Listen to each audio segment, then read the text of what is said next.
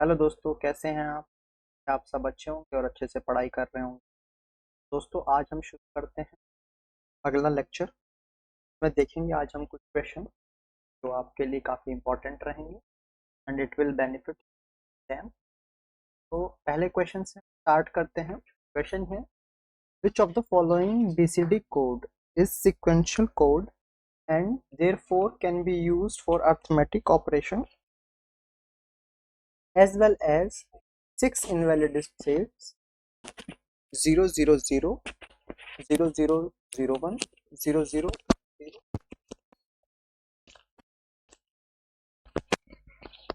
1101 111 and 1111.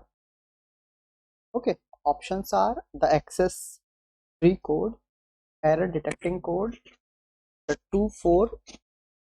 8421 BCD code and the gray code. तो दोस्तों, इसके ऑप्शन आप कोशिश कीजिए करने की। इसको ऑप्शन हम देखते हैं क्या हो सकता है। अब देखिए, पहले तो हम कुछ इसका बेसिक समझें, ये क्वेश्चन की डिमांड क्या है और हम करना क्या चाह रहे हैं। क्वेश्चन की डिमांड कि हमें इनमें से बताना है कि कौन सा सिक्स। अब देखिए, हमें पता है कि सिक्स इनवैलिड स्टेट्स किस में होती हैं, ऑलरेडी हम देख भी चुके हैं कई जगह। तो ये इसका आंसर जो बेसिकली होने वाला है वो होने वाला है द एक्सेस 3 कोड। ठीक है, ए ऑप्शन इज करेक्ट। अब इसके बारे में हम थोड़ा सा जान लेते हैं कैसे ये चीज़ें हम इसके कंक्लूजन पे आए हैं। पहले तो हम एक्सेस 3 कोड के बारे में कुछ बातें करेंगे।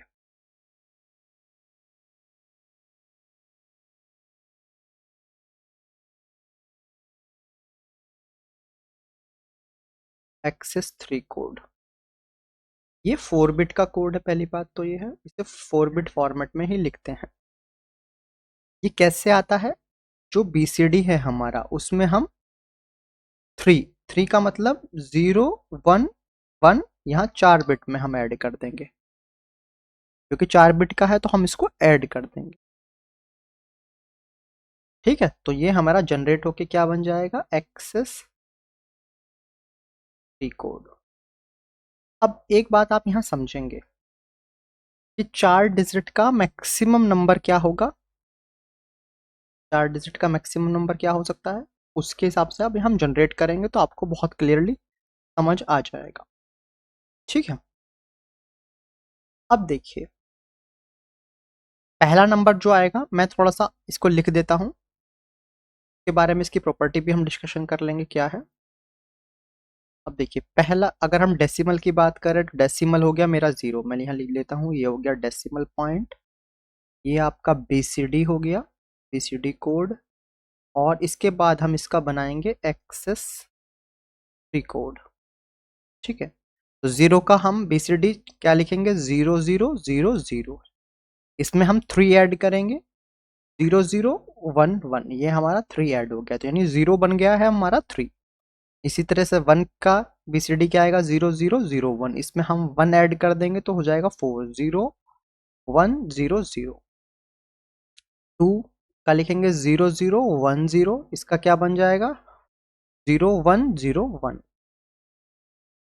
3 क्या क्या लिखते हैं? 0011, इसमें ऐड करेंगे तो क्या हो जाएगा हमारा?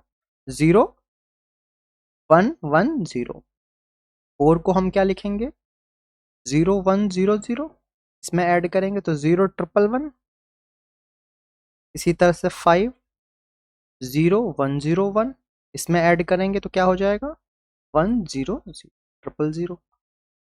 6 6 कैसे लिखेंगे बताइए? 0110, इसका क्या आ जाएगा? 1001। ठीक है, इसी तरह से 7 लिखेंगे, 7 आ जाएगा 0111, इसमें 3 ऐड कर देंगे तो 1010। 8 1000, ये आ जाएगा 1011। और 9 1001, तो ये आपका बन जाएगा 1100। तो केवल यही स्टेट्स आपका होता है एक्सेस 3 कोड में। क्लियर है? अब इसको क्या क्या बोलते हैं, अब इसकी प्रॉपर्टी हम देख लेते हैं। इसको बोलते हैं अनवेटेड कोड। अनवेटेड कोड इसलिए हो गया है, पहले वेटेड था लेकिन अब हमने 3 ऐड करने के बाद अनवेटेड हो गया है। ठीक है, दूसरा ये क्या है, ये है self complementary, self complementing, self complementing code. इसका मतलब क्या है, जो वंस कॉम्प्लीमेंट होगा एक्सेस 3 नंबर का या एक्सेस 3 कोड का, वो 9 कॉम्प्लीमेंट होगा उसके करस्पॉन्डिंग डेसिमल नंबर। क्लियर है? कैसे, अभी देखते हैं। अब देखिए, अगर मैं 9 की बात करूं तो इसका 9th कॉम्प्लीमेंट क्या होगा, डेसिमल 9 की अगर मैं बात करूं, 9th कॉम्प्लीमेंट होगा इसका 0। ठीक है, और इसका हम कॉम्प्लीमेंट करेंगे तो क्या आएगा, इसका कॉम्प्लीमेंट आएगा 0011। ये किसके बराबर है, देखिए एक्सेस 3 कोड किसका है, के बराबर है। क्लियर है, समझ आया? इसी तरह से जो 8 का होगा, ये आपका मिट गया है, कोई बात नहीं। 8 का जो होगा, अभी देखिए इसका कीजिए 0010, ये किसका हो गया, ये 1 के बराबर हो गया। ठीक है, ये इसका कॉम्प्लीमेंटेशन हो गया। क्लियर है? तो इसको बोलते हैं सेल्फ कॉम्प्लीमेंटिंग कोड। उम्मीद है ये वाला क्वेश्चन आपको समझ आया होगा और क्लैरिटी भी यहाँ पर आई होगी। दोस्तों ये एक प्रॉपर्टी है, ऐसे आप याद भी कर लीजिए कि इसमें 6 इनवैलिड स्टेट्स होती हैं, ये स्टेट्स इनवैलिड हो जाएंगी। ठीक है, क्लियर है? क्लियर है दोस्तों? कैसे हुई, अभी देखिए कैसे हुई। अच्छा, ये बता देते हैं। अब देखिए ये कहाँ से शुरू हो रहा है, 0011 से शुरू हो रहा है, तो 000, सॉरी 00। अब देखिए इनवैलिड स्टेट्स कौन कौन सी, जो इससे पहले की स्टेट्स हो गई 0000, 0001, 0010, ये 3 हो गई आपकी। अब देखिए यहाँ पर इसके बाद देखिए 110 के बाद 1101, 11, 10, 111, ये हो गई, ये 3 ये हो गई है ना। तो टोटल मिला के देखिए ये 6 स्टेट्स आ गई हैं, है ना। ये 6 स्टेट आ गई हैं, आप ऐसे देखिए, ये पहली 3 हो गई हैं और ये बाद की 3 हो गई। क्लियर है? तो इस तरह से ये 6 इनवैलिड स्टेट्स आपकी जनरेट हो जाती हैं। क्लियर है? अब तो ये आपको समझ आ गया होगा। चलिए आगे बढ़ते हैं अगले क्वेश्चन की तरफ। देखिए क्वेश्चन क्या कह रहा है, क्वेश्चन है आपका इफ 703, यहाँ बेस एक्स है ना, लिखा नहीं है ना, base x, in base x number मैंने आगे लिख दिया है, system equals to 1504 y in base y system, then possible value of x and y, options are given. तो दोस्तों सिंपल है, कुछ नहीं करना है, थोड़ा सा लेंदी जाएगा क्योंकि आपको एक एक वैल्यू चेक करके देखना पड़ेगा। तो उम्मीद है ये क्वेश्चन आप कर पाएंगे। देखिए एक मैं थोड़ा सा करके मैं बता देता हूँ, होगा देखिए कैसे लिखेंगे इसको, ऐसे लिखेंगे 703 base x equal to 504 base y में। क्लियर है? अब देखिए कैसे करते हैं, कैसे करते कैसे हैं, ये हो गई आपकी, इसको भी लिखते हैं पावर 0, जो भी है एक्स की पावर 0, ये एक्स की पावर 1 से मल्टीप्लाई होगा, ये एक्स की पावर 2 से मल्टीप्लाई होगा। इस तरह से होगा, ये y की पावर 0 से मल्टीप्लाई, y की पावर 1 से मल्टीप्लाई और y की पावर 2 से मल्टीप्लाई। अब देखिए कैसे बनेगा, 7x² ऐसा अगर देखें है ना, प्लस 0x की पावर 1 प्लस 3x, एक्स की पावर 0 तो 1 ही हो जाएगा, इक्वल टू कैसे हो जाएगा 5y² प्लस 0y प्लस 4, तरह से आ जाएगा। ठीक है, अब देखिए यहाँ पे इक्वेशन एक्चुअल में ऐसे बन जाएगी 7x² plus 3 equal to 5y² plus 4। ठीक है, अब देखिए ये बन जाएगा, अब आप इसको सॉल्व कर लीजिए। पॉसिबल वैल्यूज अब यहाँ से आप ट्राई करके देख लिए कौन कौन सी पॉसिबल वैल्यूज आ जाएंगी, वही इसका आंसर हो जाएगा। क्लियर है? ठीक है, तो अगर आप ट्राई करेंगे, देखिए अगर पहला ऑप्शन क्या है, ए ऑप्शन क्या है 8,11, तो 8 की वैल्यू यहाँ पर डालिए, 7 मल्टीप्लाई बाय 64 प्लस 3 और ये कितना आ जाएगा, इधर 11 हो गया, 5 मल्टीप्लाई बाय 121 प्लस 4। तो अगर आप करेंगे तो एक तरफ यहाँ आ जाएगा ये 448 प्लस 3, और ये आपका आएगा 605 प्लस 4, ये आ जाएगा 451, और ये आ जाएगा 609। तो दोस्तों ये तो बराबर नहीं है, तो ये ऑप्शन नहीं होगा।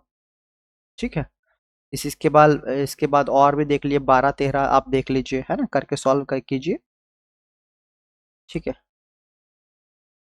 चलिए देख लेते हैं, है ना। इक्वेशन पहले लिख लेते हैं, इक्वेशन क्या आया है, 7x² प्लस 3। इक्वेशन हम यहाँ लिख लेते हैं, 7x² प्लस 3 इक्वल टू कितना y है, आ जाएगा, सॉरी 1 सेकेंड, ये आ जाएगा 5y² प्लस 4, है ना, 5y² प्लस 4। तो ऑप्शन बी के साथ अगर मैं जाता हूँ, ऑप्शन बी मेरा था 12,13, 12,13। आप इसको कीजिए, 7 मल्टीप्लाई बाय 12 का स्क्वायर प्लस 3 और इक्वल टू 5 मल्टीप्लाई बाय 13 का स्क्वायर प्लस 4। आप इसको सॉल्व करेंगे, सॉल्व करके रखा, 1011 आएगा यहाँ, और ये आएगा 849, तो ये भी बराबर नहीं है। ऑप्शन सी अगर आप सॉल्व करेंगे, 17,18। ठीक है, तो आप इसको मल्टीप्लाई करेंगे, 7 मल्टीप्लाई बाय 17 का square plus 3 equal to 5 multiply by 18 का स्क्वायर प्लस 4। तो ये वैल्यू आएगी आपकी 2026 इक्वल टू 1624। तो दोस्तों ये भी इक्वल, क्लियर है। तो क्या ऑप्शन बचता है, नन ऑफ दिस। यहाँ पर जो ऑप्शन आपका आंसर हो गया वो नन ऑफ दिस। ठीक है, तो इस तरह से दोस्तों मेरा बेसिकली ये क्वेश्चन रखने का एम यही था। कभी इस तरह का क्वेश्चन आए तो आपको उसको कैसे अप्रोच करना है, बस यही हम यहाँ डिस्कशन करना चाहते थे। ठीक है, चलिए, देखिए कई बार ऐसे क्वेश्चन ना एग्जाम में इसलिए दिए जाते हैं कि ये टाइम टेकिंग होते हैं, आपका टाइम किल करने के लिए दिए जाते हैं। तो इन क्वेश्चंस को लास्ट में करना होता है जब आपके पास टाइम होता है। ठीक है, क्लियर है। चलिए अब आगे बढ़ते हैं अगले क्वेश्चन की तरफ। क्वेश्चन कह रहा है, calculate the maximum clock frequency eight which a 4-bit asynchronous counter can work reliably.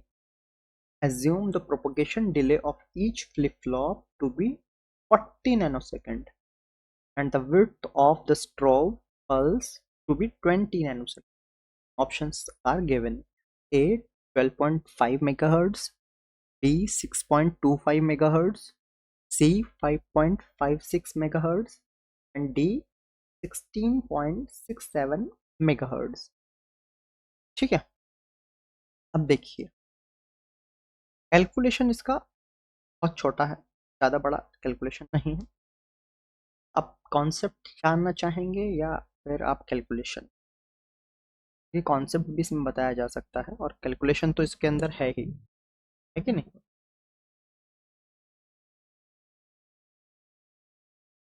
देखिए क्वेश्चन की कैलकुलेशन अगर हम जाएं, क्वेश्चन में क्या दिया है, प्रोपगेशन डिले कितना दिया है,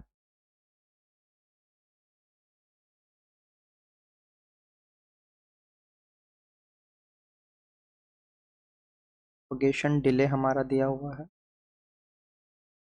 40 नैनोसेकंड और ईच फ्लिप फ्लॉप। ठीक है, दूसरा क्या दिया है, विड्थ दिया है स्ट्रोब का,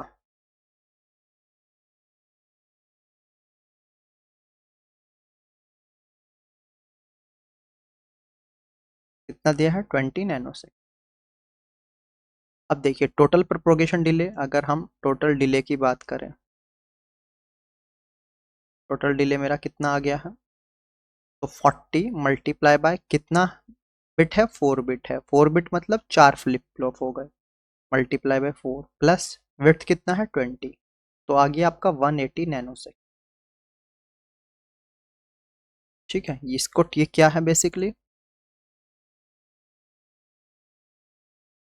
ये है आपका टोटल प्रोपगेशन डिले।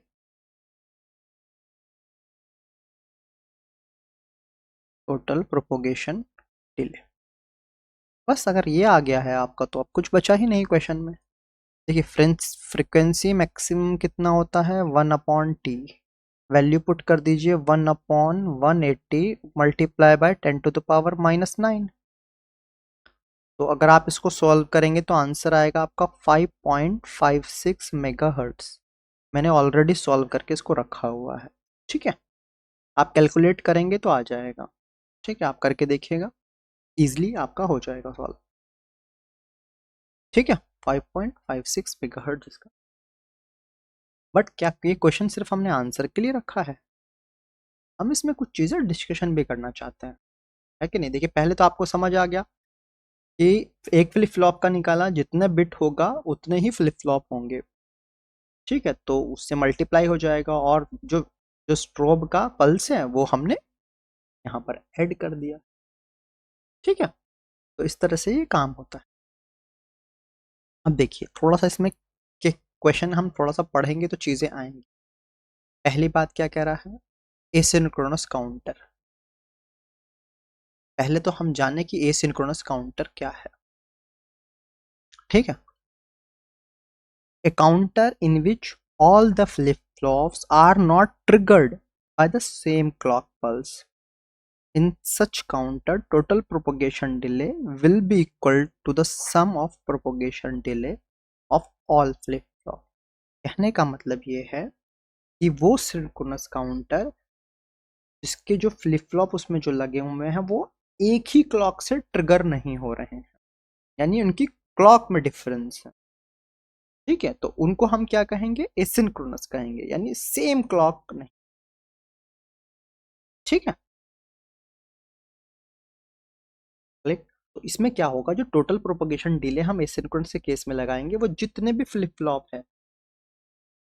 फ्लॉप है उनका हम ऐड कर देंगे सबका, क्लियर है। लेकिन यहाँ इसीलिए इन्होंने लिखा है अज्यूम। अज्यूम क्यों करना पड़ रहा है, अज्यूम इसलिए करना पड़ रहा है क्योंकि सबका प्रोपगेशन डिले सेम नहीं हो। तो इन्होंने कहा कि propagation delay of each flip flop to be 40 nanosecond, ठीक है। इसीलिए अज्यूम वर्ड इन्होंने यूज किया है, क्योंकि एसिंक्रोनस में same propagation delay each flip flop का नहीं होगा, क्योंकि जो आपको क्लॉक दी गई है वो अलग अलग। यही सिंक्रोनस के केस में होता।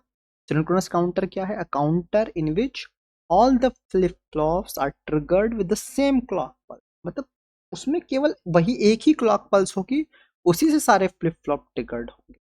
तो उसमें केस में क्या होगा, जो प्रोपोगेशन डिले होगा किसी एक फ्लिप फ्लॉप का, वही प्रोपोगेशन डिले होगा पूरे काउंटर, ठीक है। क्लियर है, वही पूरे काउंटर का ही प्रोपोगेशन डिले हो जाएगा, क्लियर है। ये बात समझ आई आपको।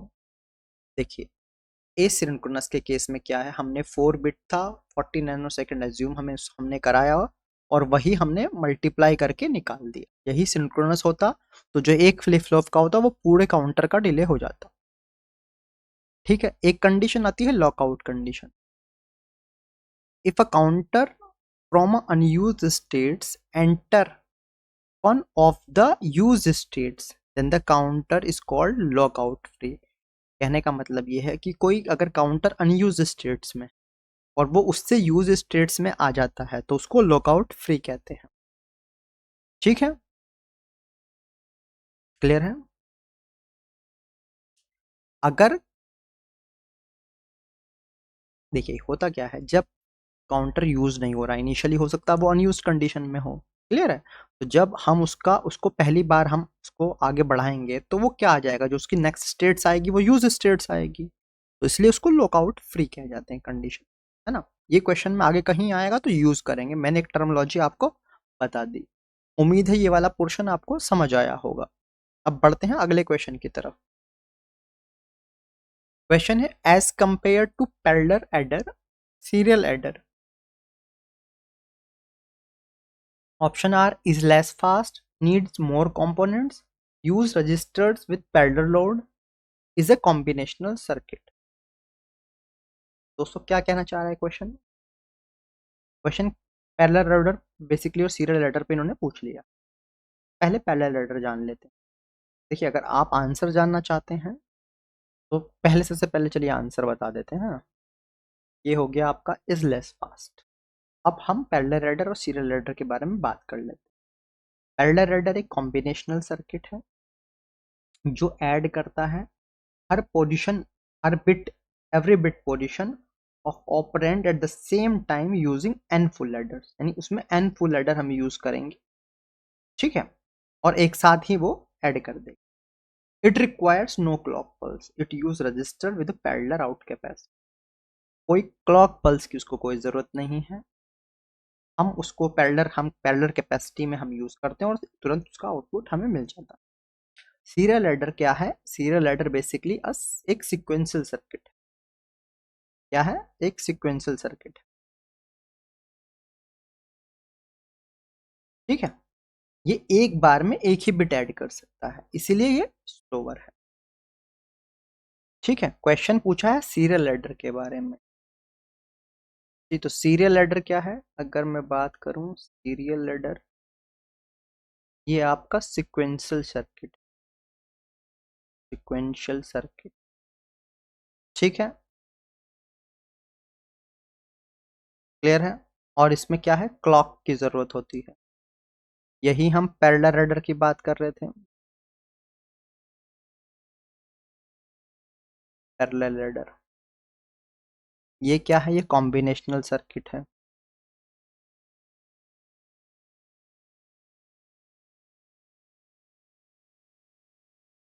ये कॉम्बिनेशनल सर्किट है, इसमें नो क्लॉक, कोई क्लॉक की जरूरत नहीं होती, क्लियर है,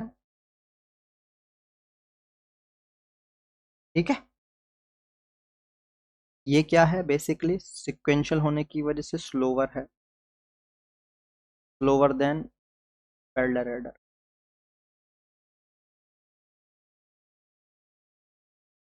क्लियर है, ठीक है दोस्तों। तो ये बिट बाय बिट आपका काम कर, उम्मीद है ये वाला क्वेश्चन आपको यहाँ पर समझ आ गया होगा। क्वेश्चन समझ आ गया है तो आगे बढ़ते हैं, ठीक है दोस्तों, अगले क्वेश्चन की तरफ चलते हैं। चलिए अगला क्वेश्चन है, the figure of merit FOM of a logic family is given by the product of।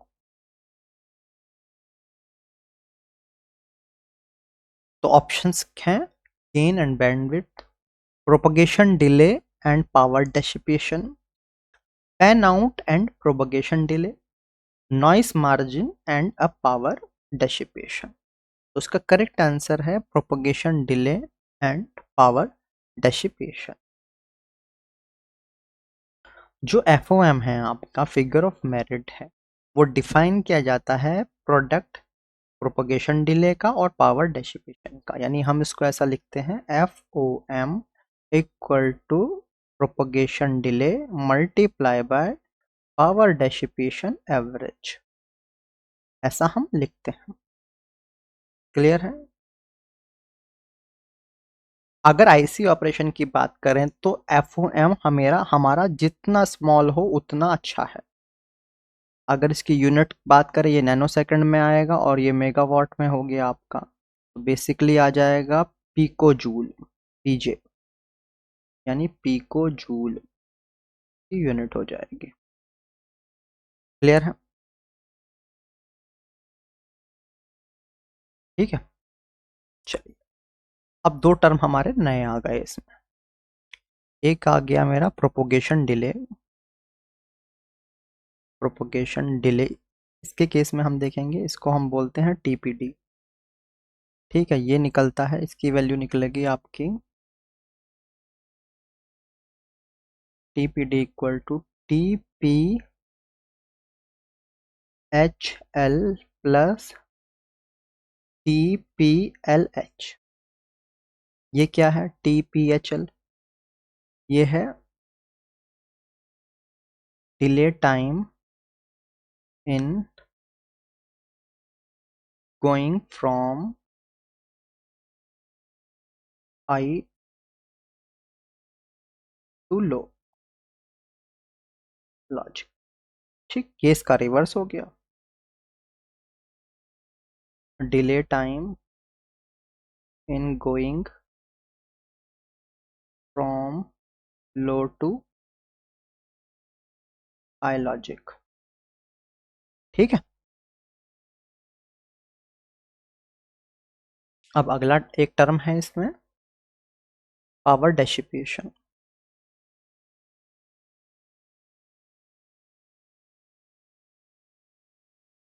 PD से इसे डिनोट करते हैं। ये क्या आएगा बेसिकली, पीडी एवरेज की हम बात कर रहे हैं, equal to ICC multiply by VC. VCC क्या है, पावर सप्लाई, आईसीसी क्या है, आईसीसी है एवरेज कलेक्टर करंट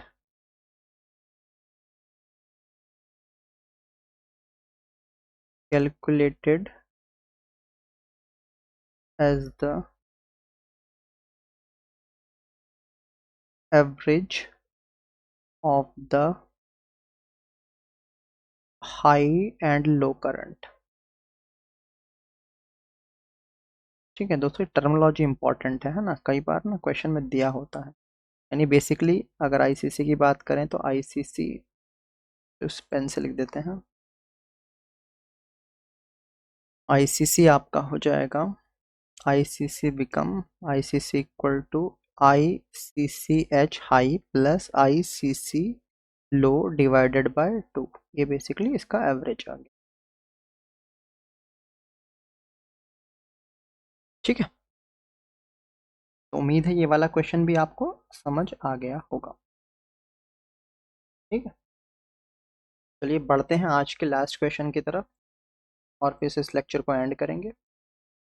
क्वेश्चन है, for an 8 bit digital to analog converter reference voltage is 10 volt, the full scale output is, options are 9.961 volt, 8.996 volt, 5.550 volt, 8.500। तो देखिए पहले तो क्वेश्चन समझिए क्या कहना चाह रहा है आपसे, वो एफएस फुल स्केल आउटपुट नहीं, फुल स्केल आउटपुट की वो बात कर। ठीक है, 8 बिट है, बिट कितना है, 8 बिट है, रेफरेंस वोल्टेज कितना है, 10 वोल्ट। अगर ये आपको पता है तो क्वेश्चन हो गया। अब देखिए पहले हम इसमें थोड़ा सा डिस्कशन कर लेते हैं, है ना, फिर क्वेश्चन तो 1 मिनट में सॉल्व हो जाएगा, कोई बड़ी चीज़ नहीं है ना। देखिए यहाँ बात करते हैं, एक वर्ड आता है इसी में, रिजोल्यूशन। रिजोल्यूशन होता है वी रेफरेंस, रिजोल्यूशन होता है, रिजोल्यूशन होता है V reference divided by 2 to the power n, V reference divided by 2 power n। इसको आप लिख लीजिए इक्वेशन, तो आप लिख लीजिए इक्वेशन नंबर। क्लियर है। अब देखिए रेजोल्यूशन दूसरे टर्म में लिखा जाता है, रेजोल्यूशन ही दूसरे टर्म में लिखा जाता है, तो बोलते हैं V F S full scale voltage divided by 2 to the power n minus 1। तो इक्वेशन 2 मान लिया। यहाँ वी एफ एस क्या है, वी एफ एस है फुल स्केल वोल्टेज और मैक्सिमम वोल्टेज। ठीक है, लिख देते हैं वी एफ एस क्या है, वी एफ एस है यहाँ आपका फुल स्केल वोल्टेज, और क्या कह सकते हैं, और कह सकते हैं मैक्सिमम वोल्टेज, मैक्सिमम। ठीक है, वी आर एफ क्या है, वी आर एफ क्या है, वी आर एफ है आपका रेफरेंस वोल्ट, रेफरेंस वोल्ट। ठीक है, अगर आपको ये समझ आ गया तो क्वेश्चन हो गया आपका। ठीक है, अब देखिए क्या भी रेफरेंस 10 वोल्ट दिया है एंड इतना दिया है। अब हम इसका सॉल्यूशन कर लेते हैं। क्या वी रेफरेंस दिया है 10 volt, number of bit N की वैल्यू दी हुई है 8, रेजोल्यूशन का मेरा फॉर्मूला आया था, रेजोल्यूशन की अगर मैं बात करूं मेरा आया था v to the power 2 to the power n equal to 10 upon ये वी रेफरेंस सॉरी है ना, V reference 2 to the power n 2 की पावर n हो गया 8। क्लियर है। अगर वहीं हम दूसरे फॉर्मूले की बात करें, दूसरा फॉर्मूला था इसका V F S divided by 2 to the power n minus 1। ठीक है, क्लियर है। तो अगर वी एफ एस निकालूँ तो मल्टीप्लाई रिजोल्यूशन से हो जाएगी, रिजोल्यूशन की वैल्यू है ये, तो यहाँ से सीधा वैल्यू आ गई V F S equal to 10 to the power 2 to the power 8 multiply 2 to the power 8, N की वैल्यू क्या है 8 है, माइनस 1।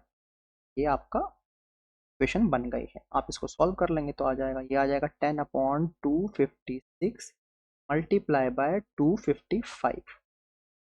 बेसिकली ये ज़्यादा है, ये थोड़ा कम है, तो 10 से थोड़ी सी वैल्यू कम हो जाएगी। 9.961 वोल्ट इसका आपका वी एफ एस आ गया, फुल स्केल आउटपुट आ गया है। तो ऑप्शन है आपका ए ऑप्शन आपका करेक्ट है। ए ऑप्शन आपका यहाँ पर करेक्ट ऑप्शन हो गया। तो दोस्तों उम्मीद है ये वाला पोर्शन आपको समझ आया होगा और कुछ चीज़ें आपको यहाँ से सीखने को मिली हों।